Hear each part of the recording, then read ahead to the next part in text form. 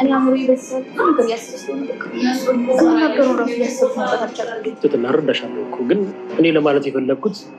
ከዚህ ቤት ወጥተሽ እኔ ለምን ቤት አልከራየልሽም ያልኩሽ ምን እያልክ ነው ምን ነው እኔ እኮ ለሌላ አይደለም ለአንቺ ምቾት እንዲሰማሽ ከማሰብ ነው እኔ እኮ ምናልባት ቤተሰቦች ወደ አዲስ አበባ ቢመጡ የሚያርፉበት ቤት ቦታ የላቸውም ብዬ ከማሰብ ነው እንጂ ለሌላ አይደለም አክስቴ ጋር ያርፋሉ አዲስ አበባ የምትኖር አክስት አለችሽ እንዴ ታዲያ ለምንድን ነው አክስት እያለችሽ አንቺ አብርሽ ቤት የገባሽው ግን እኔ አብርሽ ጋር መሆን አንተ ለምንድን ነው ያልኩት እሺ በቃ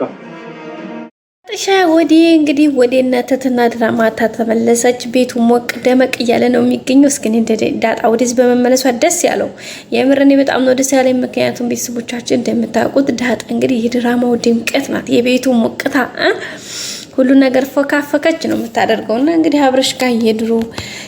የጎዳና ጓደኛሞች የረጅም ጊዜ ጓደኛሞች ናቸው ዛሬ እንግዲህ ከተገናኙ 1 2 3 ጊዜ እየተገናኙ ነው እንግዲህ ወደ ቤቱም ይዞ ሄዶ አስተዋውቋታል ጓደኞቹን አብርሽ ይዟት ቢሄድም እንግዲህ የግሌ ገና ስታያት ነው ደሞ የፈላው የግሌ እንደምታወቀው አብርሽን በጣም ከመውደዷ የተነሳ ማንም ሰው ማየት አትፈልግም እንደምታወቀው ከዛ እንግዲህ ተተና ያው ተተና ጋር ያላትን ነገር ታውቃላችሁ ተተና ስታይ በጣም ተናደደው ያው በተተና ሁኔታ እንዴት እንደምትናደድ ሁላችሁም ታውቃላችሁ ምክንያቱም ተተና ላይ አይኑ አብርሽ ትኩረት ስላለው በዛ ነው የተነሳ እንግዲህ ሁሌም ትናደዳለች ማለት ነው ቤተሰቦቻችን አሁን ደግሞ ዳጣ ስትመጣ የባስ ነው የተናደደችው ደግሞ እንዴት አባታቸው ነው የሚያምሩት እንዴ ምን አባታቸው እንደውስ ቢያምሩስ ከኔ ይበልጡም እኮ ምናምን እያለች ነው እንግዲህ የግሌ በቃ ግልጽ ነች የዋህናት ምናምን ነገሮች እንደዚህ ደብቃ በውስጧ መያዝ ራሷን እንትን አድርጋ ተቆጣጥራ ስሜቶቿን መቆጣጠር ትንሽ አትችልም እና በቃ የመጣውን ስሜቷን ሪፍሌክት ነው የምታደርገው ቀጥታ ነው የምታንጸባርቀው የምትናገረው በቃ ያየችውን ነገር ምንም ነገር ማሳለፍ አትችልም በቃ خلاص ስለምንም ነገር አይደንቃትም በቃ አብርሽንም እንደምትወደው እንደምታፈቅረው ነግረዋለች ያው እሱ ደግሞ ጀስት እንዴት ነው ማይሽና ነው የሚላት እሱ ፓርት ደግሞ ሷኔ በለጥ ያናድዳታል እንዴት በቃ እኔ ስለምወድህ እኔ ስለወደድኩ ምንድነው ንቀቱ ያኔ አንተ የቤት እንት ስለሆንክ ያኔ እኔ ደሞዝ ተከፋይ ስለሆንኩኝ ማለት የቤት ሰራተኛ ስለሆንኩኝ አንተ ብር ስለምሰጠኝ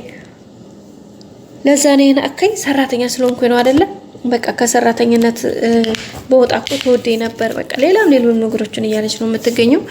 በተለይ ደግሞ ተትናጋ አብርሽና ተትና ላይ ሲሆኑ በቃ የሌለ ነው የምትበሳጨው አሁን ደግሞ ዳጣ ስትመጣ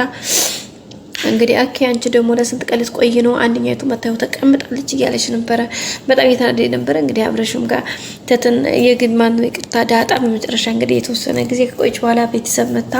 ተሰላም ካለቻቸው በኋላ እንግዲህ ተንከሲስን ስታየው ገና ተንከሲስ እየጠበሳት ነበር እንደዚህ ጠቀሳት ከዛ በኋላ እንዴ ባቢ አቡሽ ምኑን አለው ያለችው ማሳይና ተንከሲስ ደግሞ ሁሌም በቃ እንደ ተከታታይ በቃ እንደዚህ ነው የሚሆኑትና በመጨረሻ ምን ቢላ ታሪፍ ነው አረ እንዴ አንቺ ባቡስት ያለሽ እንደ ይሄ 10 ኩንታል ከሰልቅ ቢቀቀል የማይበስል ሰውዬ ምናምን ያላት ነበርና እንዴ ትልቅ ነው እንዴ ማለት ምናምን ያለች ነበር አዎ ትልቅ ነው እንዴ ታላቅ እኮ ነው ምናምን ሲላት በቃ ደነገጠኝ ማለት ነው እንዴ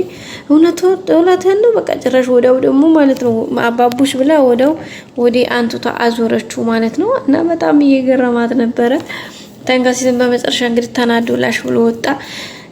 በቃ በጣም ነው ከዛም እንግዲህ አብርሽን ሄዳ ነግራው ነበር ያንን ጓደኛችሁ እንደዚህ ብየው እኮ በእናት ተቀየመ ይመስል ምናምን ያለችው ነበር አቡሽ ብየው ሲላት በጣም እየሳቀባት ነበር አብርሽ ማለት ነው እንዴ አንቺ አቡሽ አታቂም እንዴ ያላት ነበርና ቤተሰቦቻችን እንግዲህ ዘና ፈታ እያለች ነበር ማለት ነው ዳጣ አሁን በቃ ሰላም ብለው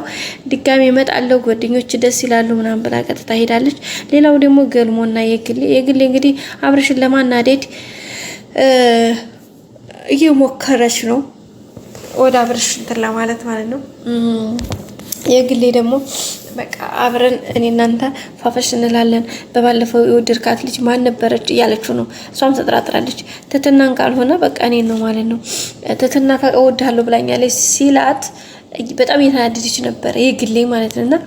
አንደኛ አብርሽ ለማናደድ፣ ሁለተኛ ስካሩ ምናምኑ ነው እንጂ እኮ ገልሞን ተወዷለች። እሷም እንግዲህ ገልሞ በጣም ደስ በሚል ሁኔታ አሁን የበዓል እንግዲህ ለበዓል ስለሆነ ወይም ለምትንሳኤ ስቅለት አጠቃለው ስለሆነ ሰሞኑን እንግዲህ ወጥቶ እንኳ ስራ ሄዶ እንግዲህ ሳይጠጣ ነው የመጣውና ምን ሆነህ ነው እንዴት ዛሬ ሳትጠጣ መጣ ሲሉት እንዴ ለምን አንዳንዴ በዓል እኮ ቤተክርስቲያን መሄድ አለብኝ፣ ስለዚህ ለምን ጠጣለሁ በማለት ነው የተናገረው። በነገራችን ላይ ግልሙ የሚናገራቸው ነገሮች ጋይስ ማርያምን በጣም ነው ማለት የምር በጣም ከምር ማለት ነው እንደ ድራማ ሳይሆን የሚያወራውን ነገር በደንብ ቴኬር አድርገን ስካሩን ሳይሆን ለሚናገረው ነገር ትኩረት አድርገን ካዳመጥ ነው አሜዚንግ። በቃ እንጃ በቃል አይገለጽም ጋይስ። የሚናገራቸው ነገሮች በቃ ፍሬ ናቸው፣ ፖይንቶች ናቸው። እና አሁን ስለ በዓል ስለ ስካር ያስተማረበት መንገድ የምር በጣም ልዩ ነበረ። በቃ አይደለ ግዴታ የሰው ልጅ በዓልን ስናከብር ስለምንድን እንደተከበረ ለምን እንደተከበረ ማወቅ መጠየቅ አለብን። ግዴታ በዓል ስለተባለ ወይም ደግሞ ትንሳኤ ነው ስለተባለ ብቻ መብላት መጠጣት ወይም ደግሞ የስጋ አቆራረጣችን፣ አጠባበሳችን፣ አቀቃቀላችን፣ አጎራረሳችን ብቻ አይደለም መወራት ያለበትና በዓሉ ዛሬ ምን ምክንያት በማድረግ ነው ተብሎ እንትን መጠየቅ አለበት፣ ማውራት አለበት፣ ማወቅ አለበትና እሱን ነገር ሲል እውነት ነው። በዛ ላይ ደግሞ በቃ ቤተክርስቲያን ቢያንስ ስለ ቃሉ እየተናገረ ነበርና አንዳንድ ነገር ሲዋራ እንግተንከስ እንዴ ዛሬውን ከስካር ብታርፍ ልትሰብከን ነው እንዴ ያሉት ነበርና ዛሬ ቃጫወተ ያሉት ነበርና ባንዲት በግጣ ባህያ የተጭኖ የመጣ አማር ትበሉታላችሁ አትበሉትም? ስለዚህ ሲላቸው እንበለዋል እንዴ ብናድርግን የምናገበኝ የተጫነው ሀየቱ ላይ እንጂ ማሩ እንትን አይደል ሲሉ፣ ስለዚህ እናንተም በዛ ልክ እኔን ይውት ቃሉ ካስተማራችሁ እኔን ተውኝ ያላችሁ ነበር። በጣም አስተማሪ ነበር። በቀጣይ ቪዲዮ እንገናኝ።